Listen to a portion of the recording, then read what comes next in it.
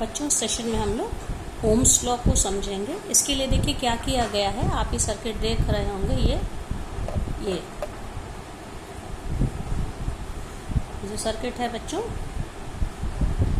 ये इसमें आप देखिए, ये इसमें एक तार लिया गया है, परिपथ, विद्युत परिपथ है ये। इसमें लगभग 0.5 मीटर लंबा नाइक्रोम एक मिश्र धातु होती है, निकल, क्रोमियम, मैंगनीज और आयरन को मिक्स करके, ठीक है। ये तार XY है और ये कनेक्टिंग वायर से संबंधित तार, जिनसे सर्किट बनाया जाता है। और इसके साथ देखिए A मतलब एमीटर को जोड़ा है और इसके पैरेलल, इस तार के ये पैरेलल ऐसे लगाते हैं, पैरेलल में एक वोल्ट मीटर जोड़ा है। ये की मतलब स्विच है और यहाँ पे सेल लगाई गई हैं। अब इसमें हम 4 बार एक्सपेरिमेंट हम बच्चों करेंगे। सबसे पहले इस सर्किट में हम विद्युत धारा के स्रोत के रूप में सिर्फ हमने एक सेल लगाई, स्विच ऑन किया, धारा इस नाइक्रोम के तार से प्रवाहित हुई। तो जो धारा प्रवाहित हुई उसके बाद हमने एमीटर की रीडिंग नोट करी, वो कितनी एम्पियर की धारा ये बताएगा, और वोल्ट मीटर में X और Y के बीच का जो विभवांतर है वो कितने वोल्ट है ये बताएगा, ठीक है। तो इस रीडिंग को लिख लिया हमने। फिर इसके बाद क्या किया, यही काम करेंगे, बस 2 सेल लगा देंगे, तब रीडिंग को नोट करेंगे, फिर 3 सेल लगाएंगे, फिर 4 सेल। इस तरह से हम लोगों ने ये जो काम किया है। अब देखिए यहाँ पे ये ऑब्जर्वेशन टेबल एक बनाई गई है, ये सबको दिख रही होगी। ये देखिए बच्चों, ये है इसमें, तो ये सीरियल नंबर है। ये इसको थोड़ा सा मैं शॉर्ट कर दूं, बहुत ज़्यादा बड़ा हो जा रहा है।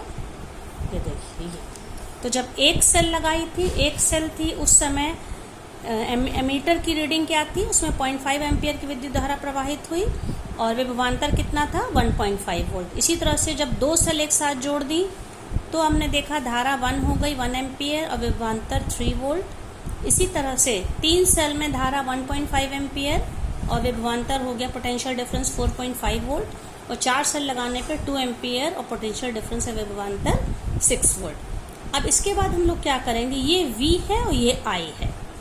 हम लोग को 4 रीडिंग मिली है और चारों रीडिंग में हम लोग V/I, अगर हम इसको V1, V2, V3, V4 मान लें, इसे I1, I2, I3 और I4 मान लें, ठीक है। तो फर्स्ट रीडिंग में V1/I1 1.5/0.5, ये आ गया 3। इसी तरह से 3/1 सेकेंड रीडिंग 3, फिर 4.5/1.5, फिर V/I लेना बच्चों हर बार, ये भी 3, एंड फोर्थ रीडिंग 6/2, ये भी 3। तो इससे हमको क्या निष्कर्ष निकलेगा। अब अगर हम एक ग्राफ प्लॉट करें जिसमें हम लोग X एक्सिस पर विद्युत धारा लें एम्पियर में और Y एक्सिस पे हम लोग विभवांतर लें वोल्ट में, तो आप देखिए जो ग्राफ बनाया गया है, ये ग्राफ बनाया गया है, इसमें 1-1 सेंटीमीटर पे 0.5 के आधे सेंटीमीटर की दूरी पे निशान लगाए गए हैं, और यहाँ पर आपने हम लोगों ने 1-1 सेंटीमीटर 1.5 के उस पर रखा है, स्केल लिया है।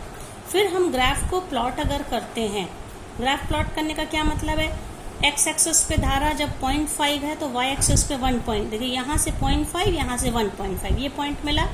इसी तरह से जब यहाँ से 1 रीडिंग है तो यहाँ से 3 रीडिंग, इस तरह से ये जो हमें 4 पॉइंट मिलेंगे, इनको मिलाएंगे तो एक हमको स्ट्रेट लाइन मिलेगी। तो इससे क्या निष्कर्ष निकलता है, स्ट्रेट लाइन का मतलब है कि एक राशि दूसरी राशि के डायरेक्टली प्रोपोर्शनल है, अर्थात अनुक्रमानुपाती। इसको कहते हैं एक के बढ़ने पे दूसरा बढ़ता है और एक के कम होने पे दूसरा कम होता है। तो इस एक्सपेरिमेंट से हमने क्या निष्कर्ष निकाला कि जैसे जैसे करंट बढ़ती जा रही, विद्युत सेल की संख्या बढ़ा रहे हैं, मतलब हम विद्युत धारा की सप्लाई को बढ़ा रहे हैं, तो पोटेंशियल डिफरेंस भी बढ़ता चला जा रहा है, ठीक है। या उसका उल्टा भी बोल सकते हैं कि विभवांतर बढ़ने के साथ धारा बढ़ती है, या धारा बढ़ने के साथ विभवांतर बढ़ता है। इस चीज़ को सबसे पहले एक साइंटिस्ट ने नोटिस किया था, जिनको जॉर्ज साइमन ओम कहते हैं। उन्हीं के नाम पे इसका नाम ओम्स लॉ पड़ा, और फिजिक्स में ये बच्चों बहुत इंपॉर्टेंट है ओम्स लॉ।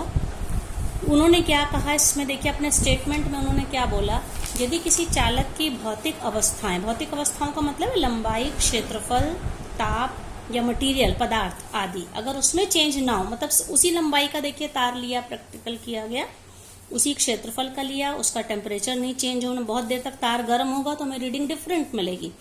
तो अगर ये सारी चीजें अपरिवर्तित रहे, चेंज ना हो, तो चालक में बहने वाली धारा चालक के सिरों के बीच के विभवांतर के अनुक्रमानुपाती होती है। इसको मैथमेटिकली हम लोग कैसे रिप्रेजेंट कर सकते हैं कि अगर चालक के सिरों के बीच का विभवांतर V है और उसमें प्रवाहित होने वाली विद्युत धारा I है, तो I इज डायरेक्टली, ये जो सिंबल देखिए ऐसे बनाते, ये होता है अनुक्रमानुपात का निशान। I is directly proportional to V, मतलब I V के अनुक्रमानुपाती है। या जब एक राशि दूसरी राशि के अनुक्रमानुपाती तो दूसरी भी पहली की होगी, V is directly proportional to I। और जब भी अनुक्रमानुपात का निशान हटता है तो हमको एक कांस्टेंट चूज करना पड़ता है, और जिसको हम क्या कहते हैं, R। यहाँ पे कांस्टेंट हमने R ले लिया, तो V is equals to R I। R एक कांस्टेंट या नियतांक है जिसको हमने क्या बोलते हैं, इसे हम चालक का विद्युत प्रतिरोध कहते हैं।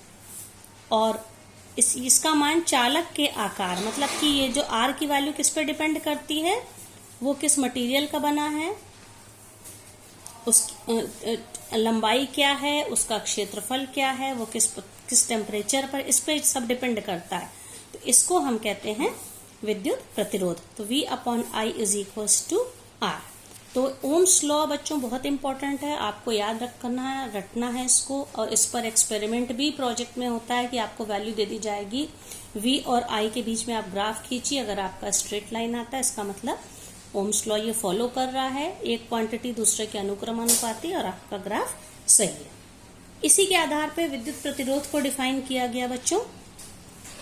तो ये देखा गया कि जैसे जैसे विभवांतर चेंज हो रहा है विद्युत धारा भी बदल रही है, ठीक है। लेकिन एक्चुअली क्या होता है, जब भी किसी चालक में विद्युत धारा बहती है तो जो चालक का पदार्थ, जो उसमें मौजूद उसके अणु होते हैं, वो इसके बहने का विरोध करते हैं। वो उसको कि विद्युत धारा प्रवाहित होने का क्या मतलब है, उसमें इलेक्ट्रॉन्स का प्रवाह, मुक्त इलेक्ट्रॉन्स उसमें लगातार प्रवाहित हो रहे हैं, लेकिन उसमें उपस्थित जो चालक के आयन हैं वो इसको, जैसे मान लीजिए ये जैसे इलेक्ट्रॉन इस दिशा में जा रहे हैं, तो पूरा ये जो चालक का पदार्थ या मेटल है उसमें उपस्थित जो एटम्स हैं उसके, वो इसके पार्टिकल्स उसको विरोध कर रहे हैं, वो इसको जाने से रोक रहे हैं। तो उसी विरोधों को क्रॉस करते हुए विद्युत धारा प्रवाहित होती है। तो ये जो विरोध करते हैं इसी को हम कहते हैं प्रतिरोध। तो हम कह सकते हैं, और अलग अलग पदार्थों में विरोध करने की क्षमता अलग अलग होती है। कुछ पदार्थ बहुत ज्यादा विरोध करते हैं, अपने अंदर से विद्युत धारा को बिल्कुल नहीं प्रवाहित होने देना चाहते हैं या नहीं हो पाती है, कुछ में कम होती है और कुछ में बहुत ज्यादा होती है। तो चालक का वह गुण जिसके कारण वह विद्युत धारा के प्रवाह का विरोध करता है उसे हम चालक का क्या कहते हैं, प्रतिरोध कहते हैं, या इसको हम क्या कहते हैं, विद्युत प्रतिरोध। और इसको डिनोट किससे करते हैं, इसे हम कैपिटल R, प्रतिरोध मतलब रेजिस्टेंस से करते हैं। ये वही R है, V upon I is equals to R। बच्चों न्यूमेरिकल के लिए बहुत इंपॉर्टेंट ये फॉर्मूला है ठीक है। अब ये जो प्रतिरोध है, ये इसका मात्रक क्या होगा, आप देखिए, इसका मात्रक कि V is equals to I upon R, ठीक है। तो इस फॉर्मूले से R इज इक्वल्स टू क्या हो जाएगा, V अपॉन I। ये R यहाँ आ जाएगा, V अपॉन I। तो R का मात्रक होगा विभवांतर का मात्रक अपॉन विद्युत धारा का मात्रक, तो मतलब वोल्ट अपॉन एम्पियर। और वोल्ट अपॉन एम्पियर को हम क्या कहते हैं, ओम। तो ओम को ये ग्रीक लेटर होता ओमेगा, इससे प्रदर्शित करते हैं। तो इस तरह से प्रतिरोध क्या हो जाता है, प्रतिरोध का मात्रक ओम है, प्रतिरोध का formula R is equals to V upon I है। और अगर हम इसमें V की वैल्यू 1 ले लें और I की वैल्यू 1 ले लें, तो देखिए 1 अपॉन 1, तो R की वैल्यू क्या आ गई, 1 आ गई। तो 1 ओम को भी हम डिफाइन कर सकते हैं कि किसी चालक के सिरों के बीच अगर 1 वोल्ट का विभवांतर लगाने पर चालक में 1 एम्पियर की धारा बहती है, तो चालक का प्रतिरोध कितना होता है, 1 ओम होता है।